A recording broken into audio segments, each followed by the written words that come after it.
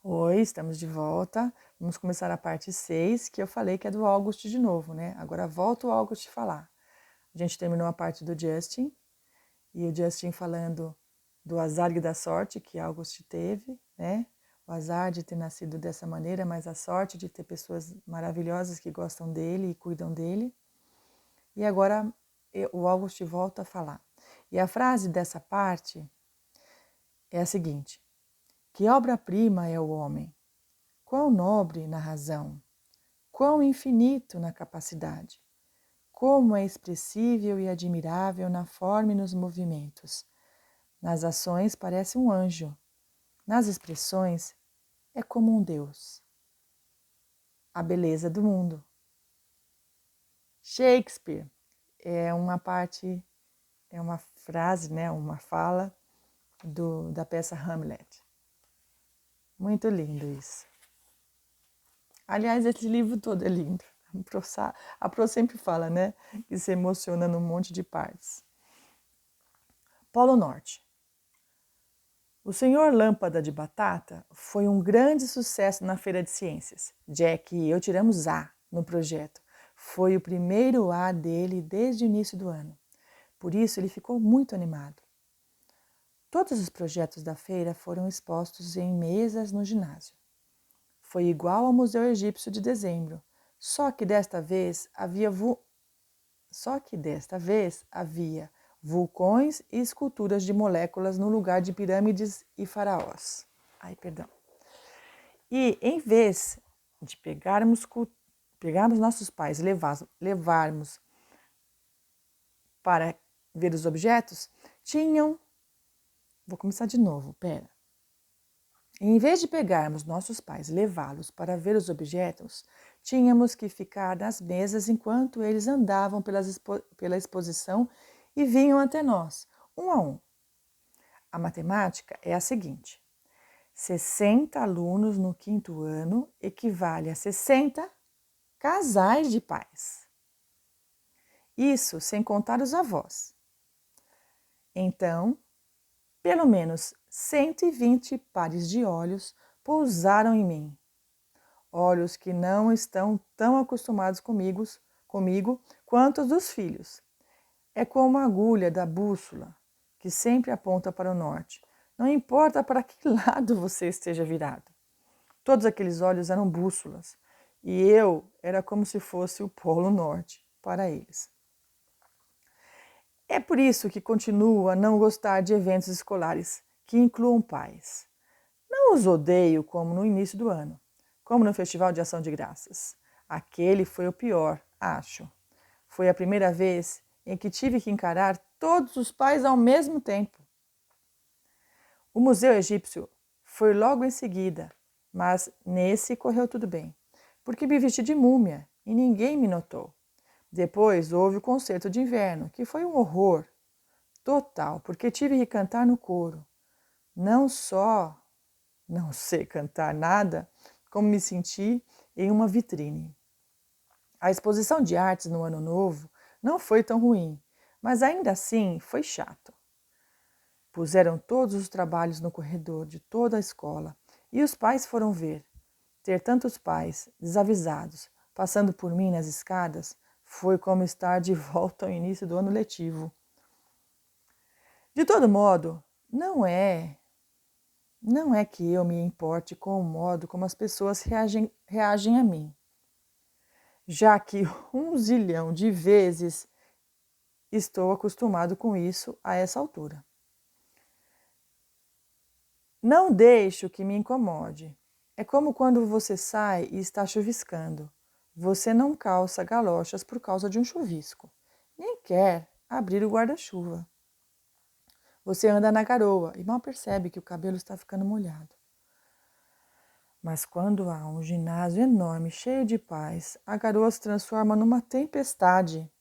Os olhares de todo mundo atingem você como um paredão de água. A mamãe e o papai passaram muito tempo perto da minha mesa, com os pais do Jack. É engraçado como os pais acabam formando os mesmos grupos que seus filhos. Por exemplo, meus pais, os pais do Jack, a mãe da Summer e a mãe da Summer se gostam e ficam juntos. Eu vejo os pais do Julian com os do Harry e do Miles.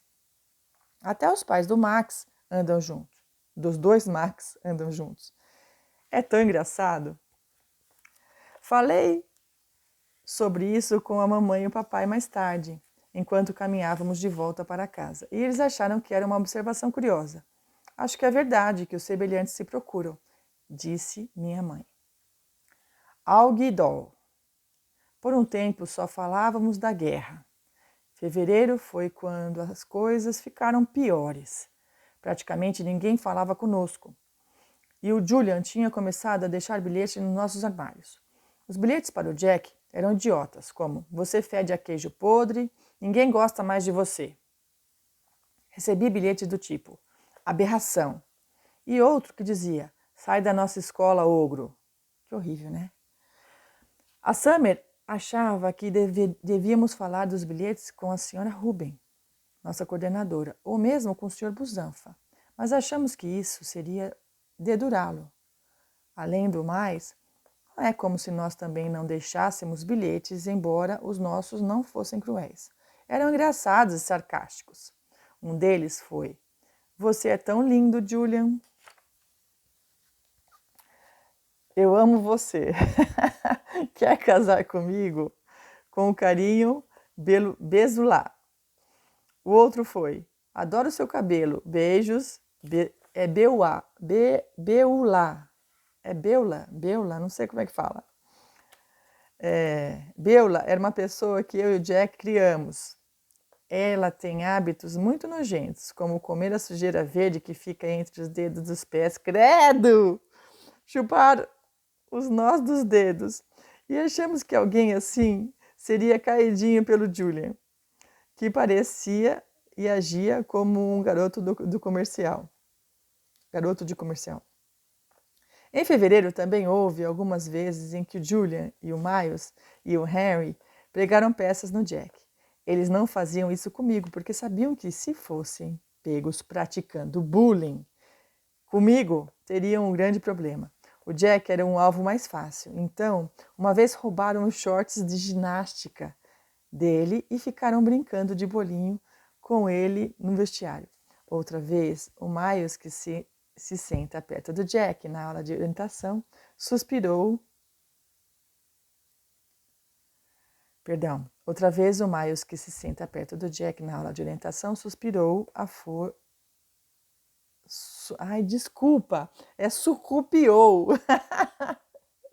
Vou começar de novo essa frase. Outra vez o Miles, que se senta perto do Jack na aula de orientação, surrupiou, né? Pegou sem ordem, né? Para não dizer que roubou a folha do Jack da mesa dele. Fez uma bola de papel e jogou para o Julian, do outro lado da sala. Isso não teria acontecido se a senhora Petosa estivesse lá, é claro. Mas nesse dia estávamos com o professor substituto e eles nunca sabem muito bem o que está acontecendo. O Jack lidava bem com essas coisas. Nunca os deixavam notar que estava chateado, embora às vezes eu achasse que ele estava. Os outros garotos do 5º ano sabiam da guerra, com exceção do grupo da savana. As meninas se mantinham neutras de início. Mas março já estava ficando cheio disso, assim como alguns garotos. Tá certo isso? Mas em março já estávamos ficando cheios disso, assim como um dos garotos. Alguns dos garotos. Uma vez, quando o Julian estava virando o apontador de lápis na mochila de Jack, o Amos, que em geral andava com eles, arrancou a mochila das mãos dele e devolveu para o Jack. Começava a parecer que a maioria dos garotos não estava mais do lado do Julian. Então, há algumas semanas, o Julian começou a espalhar um boato ridículo de que o Jack havia contratado um matador para pegar ele. O Miles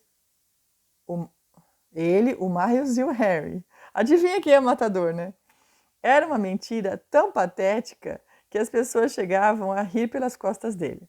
Aí todos os garotos que ainda estavam do seu lado pularam fora e ficaram claramente neutros.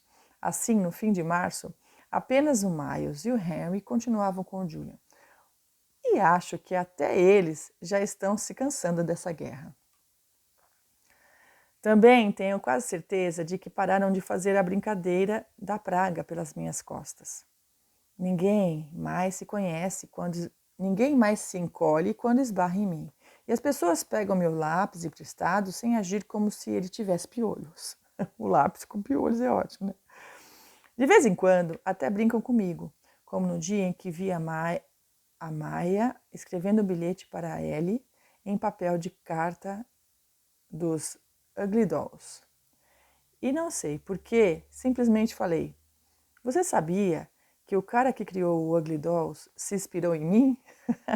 Ugly, em inglês, é feio. Dolls é boneco, né? Boneca. Ugly Dolls, então, bonecos feios, né? E aí, por isso que ele fez essa brincadeira, que o cara que criou esse personagem, né? Essa série, sei lá o que é, se é um desenho, se inspirou nele, né?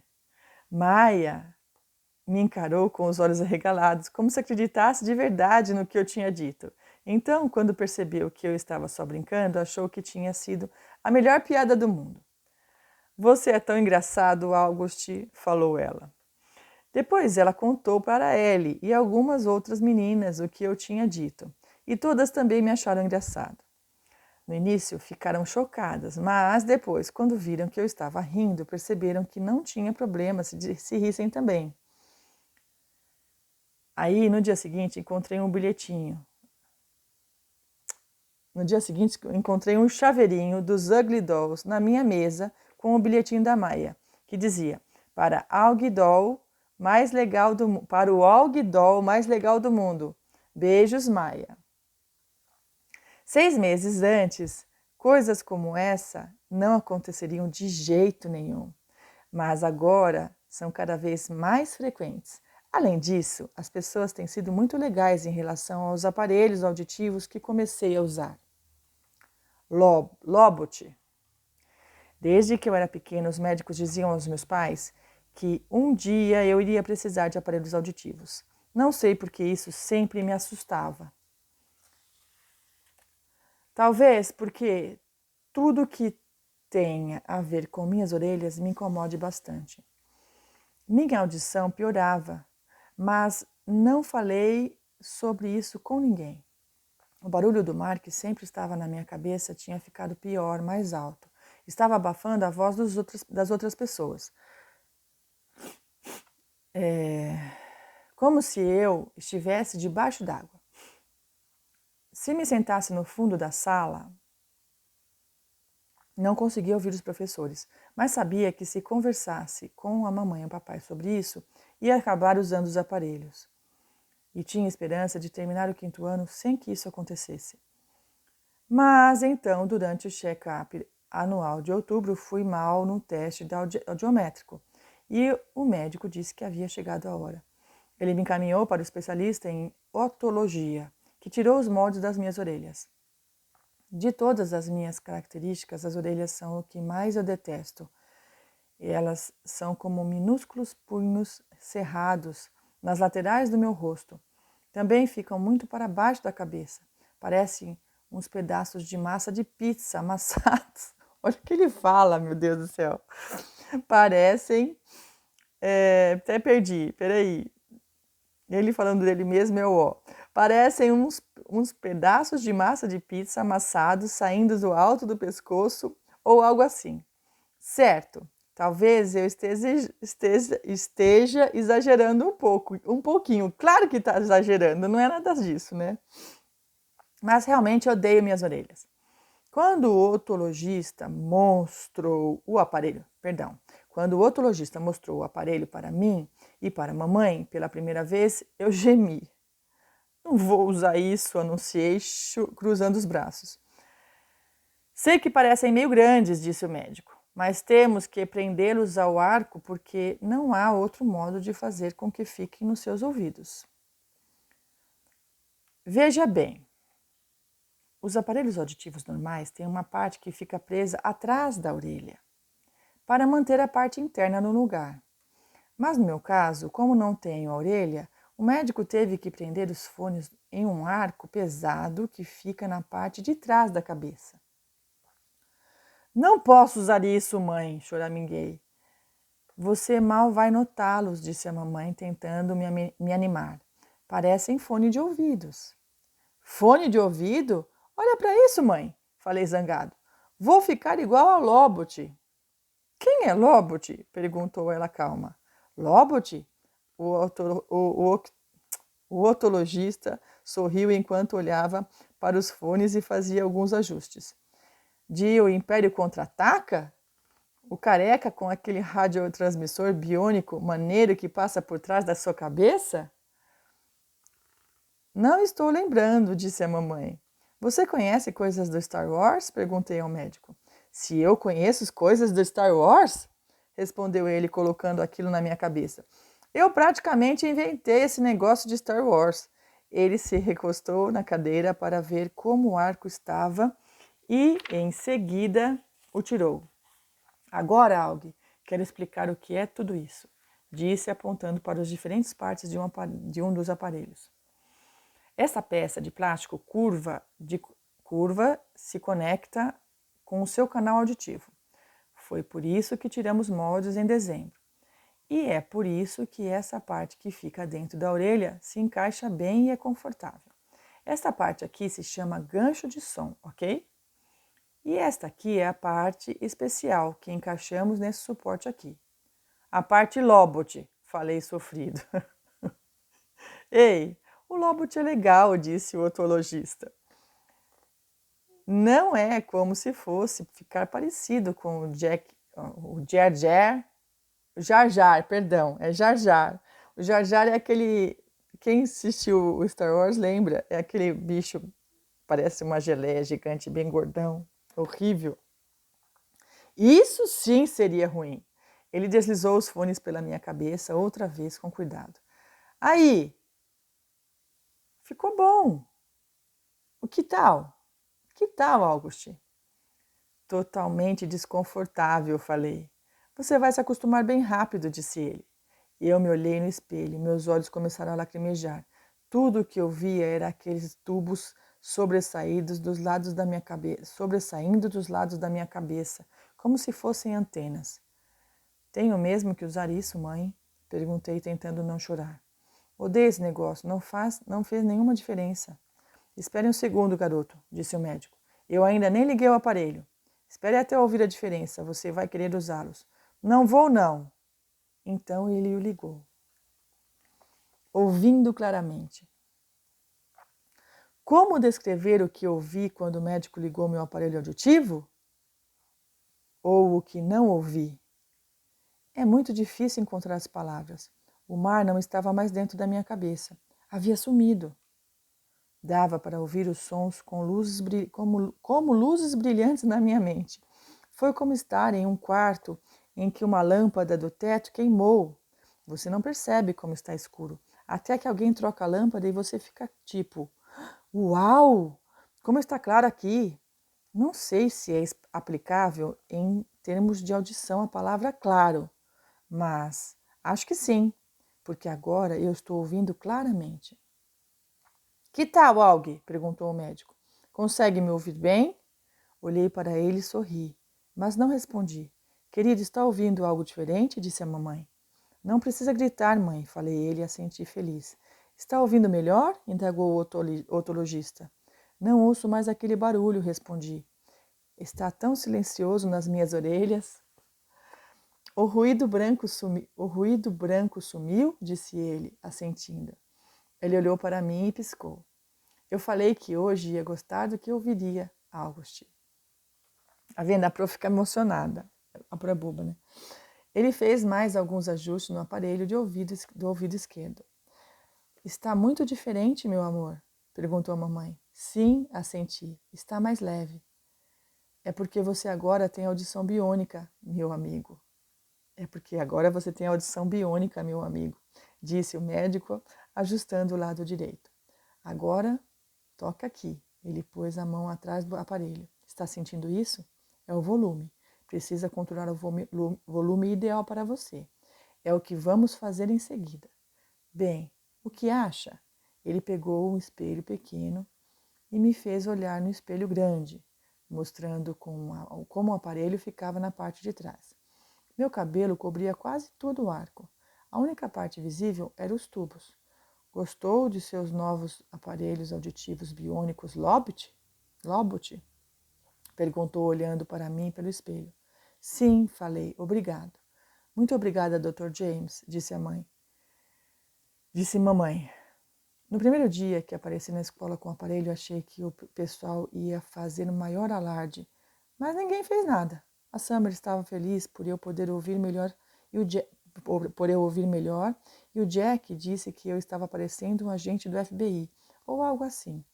Mas foi só. O Sr. Brown me perguntou sobre o aparelho na aula de inglês, mas não foi algo do tipo: que diabo é isso que tem na sua cabeça? Foi mais como: se você precisar que eu repita alguma coisa, algo, é só falar, ok? Agora, pensando bem, não sei por que fiquei tão estressado com isso. É engraçado como às vezes nos preocupamos muito com uma coisa. Olha só que legal que ele está falando. É engraçado como às vezes nos preocupamos muito com uma coisa e ela acaba não sendo nem um pouco importante. Ele fez um auê por conta do aparelho, né? Demorou tanto para falar que não estava ouvindo. Precisou passar por um check-up para o médico ver que ele não estava ouvindo. E aí sim, né, ele colocou o aparelho e se sentiu melhor, porque aquele barulho de mar na orelha dele fazia mal. Imagina você o dia inteiro ouvindo dentro do ouvido, né, escutando um barulho chiado dentro do ouvido. Deve ser muito ruim, né? E acabou que não era nada de um bicho de 7 cabeças, foi tudo tranquilo, né? E ele tá ouvindo, olha que legal. O segredo da Via. Alguns dias depois do recesso de primavera, a mamãe descobriu que a Via não tinha contado sobre uma peça na escola que aconteceria na semana seguinte. Estava furiosa. Minha mãe não fica zangada com muita frequência, embora papai possa discordar disso. Mas ela estava louca com a Via. As duas tiveram uma grande briga. Eu conseguia ouvi-la gritando uma com a outra no quarto da minha irmã. Meus ouvidos biônicos Lobot escutaram a mamãe dizendo: O que há com você ultimamente, Via? Você está temperamental, mal-humorada e cheia de segredos. Qual o problema em eu não falar de uma peça idiota?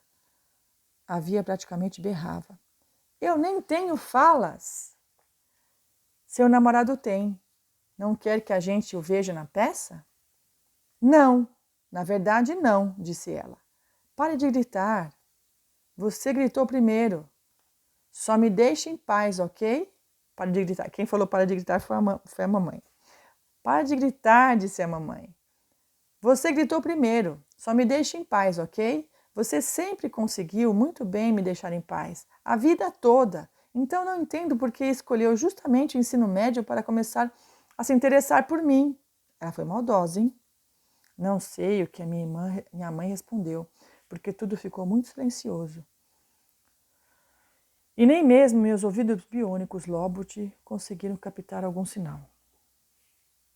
A Via foi bem maldosa nessa fala dela com a mãe. Não façam isso com a mãe de vocês. Minha caverna. A gente conta depois, tá bom? Amanhã. Beijo. Amanhã não! Segunda-feira. Bom descanso, boas férias. Fiquem com Deus, aproveitem para ler, né? Para colocar as atividades em dia, tá bom? Muitas saudades. Beijo.